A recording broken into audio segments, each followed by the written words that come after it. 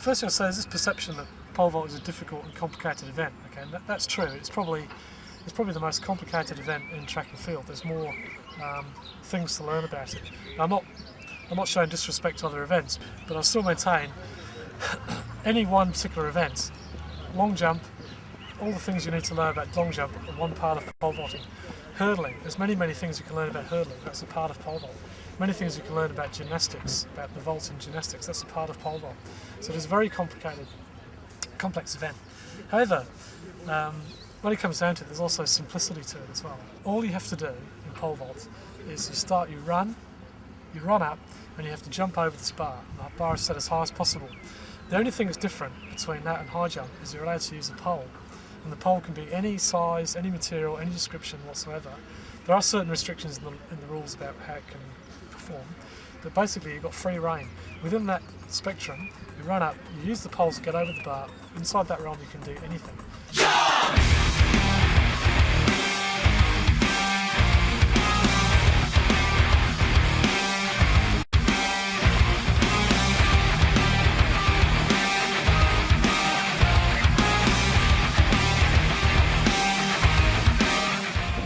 Standing at the end of the runway, usually the main thing on your mind in Wellington is there going to be a massive gust of wind going the wrong direction as soon as I take off? So you're usually watching the windsock to try and make sure that it's not going to, that there's not a big gust coming along. On the runway, when I'm real concentrating about stuff like you're always concentrating on one particular part of the vault that you can make better. And on the runway that seems to happen. And in the movies how everything quietens down and you block everything out, that actually happens. It's really weird. It's just kind of this silence comes over. You start running, you just basically go for it really.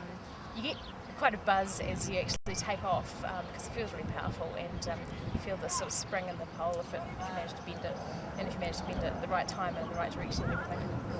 And then you get quite a bit of air time as you go over, which feels really fun. Sometimes you see the bar going over like slow motion, the bar you're going over like this, and it's always a good moment when you're not knocked it off and stuff like that, but falling down's really fun. Landing on, it's a funny feeling, and then you set off and it just kind of all happens, and when you land on the mat or whatever, everything like rushes back to you.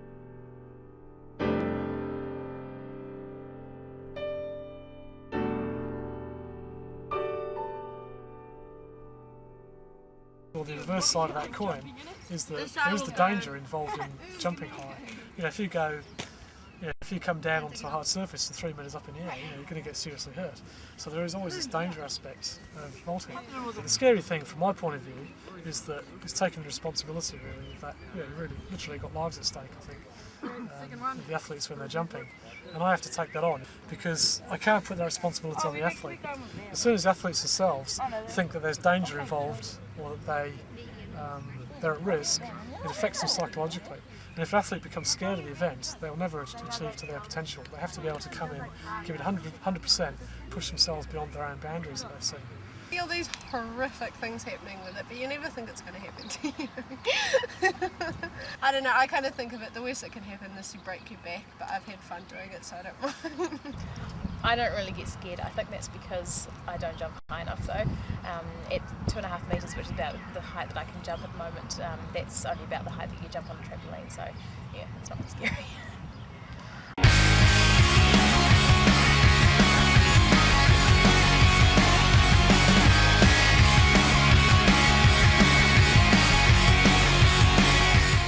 Physical performance is all important. More importantly, they have to have the psychology to be able to train. The pole vaulting, the jump itself takes maybe 5-6 seconds, but it's the years of work leading up to that. It's the discipline that brings people down to the track, training. It sees them go through disappointment after disappointment, and they still persist and hang in there until they break through and achieve into the form they need to be able to do their best. You come down to pole vault, if you try running at 90% of your effort, you won't even cross the bar. You get nothing. You have to give 100% of the time.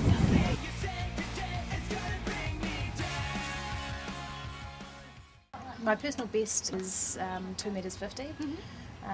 So that's just off the qualifying height for nationals, which I think is 270 usually. So hopefully I'll make it to nationals this time. 290. which is annoying because it's just under 3 metres. It sounds more impressive saying 3 metres rather than 290. I admire the national champion, Melina Hamilton, because she jumps really high. And also she's been going at it for a long time. You can really see the concentration and the determination that she has. She's very dedicated to it, so it's really impressive. In a way, you can't argue with Sergei Bubka. He's the best, the best vaulter the world's ever seen in terms of height. And I can't say I admire everything about Bubka. The thing I do admire is his dedication, absolute single-mindedness. He decided early in his career that he was going to be the best, and he never settled for second best. He would never compromise, and I think that's a very, very important lesson. You have to learn from the best. There's a coach I met, an Australian guy called Max Debenham, who really sticks in my mind. A lot of his approach, a lot of the way he talks about his athletes, the way he works with his athletes, I think is very, very good. And I would try to use his philosophy. I'm not biased, I'll steal anyone's idea. That's the way I work. It's the same thing. If it works, you use it. You can't be snobby, you can't be precious about your ideas. Sometimes I get very attached to ideas in my coaching. I think if I can only get the athletes to do this, then they'll succeed. And I find myself trying to push it on the athletes. You must do this, you must do this. And I become very frustrated when they're not succeeding. And when that happens, it's often a case of myself going back. It's not the athlete that's got the problem, it's me that's got the problem. I have to go back to what Max has said. Well, maybe that approach doesn't work for that athlete. You've got to go and try something else. And I'm always prepared to throw my own cherished ideas out the window if I see they're not actually working. I'll go and take another idea from someone else. So that's my approach. Future goal. My motivation. I just want to help people be the best they can be. Really, that's all. There's much pleasure about taking someone whose human potential is 3 metres to see them go to 3 metres. That's what I like. I just want to see people get to the best they can. The athletes are always asking me for more coaching time. I just can't get to them, but that's what I would like. Just being able to dedicate more time. You always dream about it, but I don't know, it just comes as it comes. I'm not really goal orientated because it just makes you disappointed when you don't get it. But yeah, short-term goal is to get 3 metres. I don't really have any long-term goals apart from that I want to keep getting better and keep clearing higher heights, I guess. For this season, I'm hoping to make it to nationals, which would mean that I'll need to not only clear, preferably clear 270 well before the competition, which that's the qualifying height.